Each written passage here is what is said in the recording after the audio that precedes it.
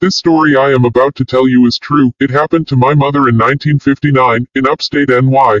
My mother was raised in a very strict Protestant home. She had 7 brothers and sisters.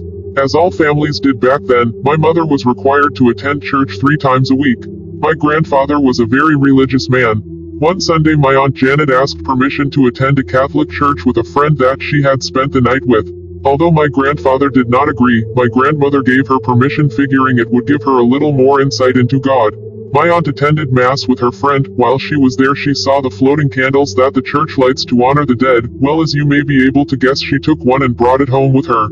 She lit the candle and put it on the vanity table near the window in the room she shared with my mother. My grandmother called them down for their Sunday dinner. While they were eating, all of a sudden they could smell smoke. Apparently the wind had blown the curtains and the candle had caught them on fire. The fire was horrific. It practically destroyed the room. My grandfather, being the man he was, made everyone work to redo the room that day, paint and all.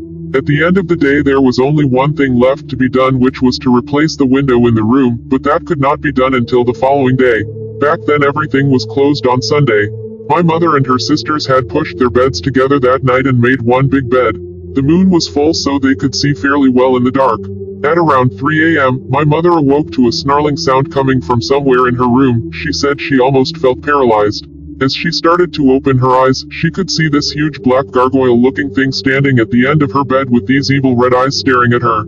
She could see his snarling teeth. She could feel the heat of his breath on her skin. She was so terrified she could not move. She said it looked at her like, "I know you can see me."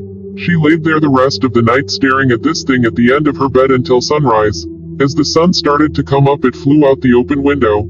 My mother jumped out of bed, and as she did, she noticed these strange hoof prints made out of soot on the floor.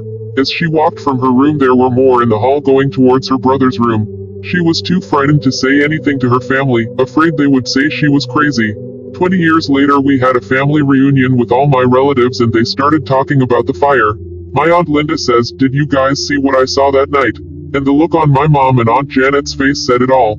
My Uncle Bobby said he thought it was just a dream, but apparently not. It is a lesson to be learned that if you steal candles from the Catholic Church that are meant for the honoring of the dead, it is a sin and you just may get a visit from the devil. And by the way, 3 days later my grandmother all of a sudden died from a heart attack. She had no previous history of heart disease or problems. She was 36 years old. I know it may seem hard to believe, but this really happened. It has made my family realize that there is a heaven and hell and what you do comes back to you.